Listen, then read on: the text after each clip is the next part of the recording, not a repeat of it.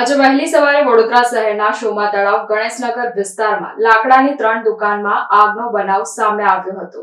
આગે જોતજોતામાં ભયાનક રૂપ ધારણ કરતા વડોદરા ફાયર એન્ડ ઇમરજન્સી વિભાગની એક બાદ એક 7 ફાયર સ્ટેશનની 12 ગાડીઓએ ઘટના સ્થળે પહોંચી આગ પર કાબુ મેળવ્યો હતો. સદનસીબે આ આગના બનાવમાં કોઈ જાનહાનિ થઈ ન હતી.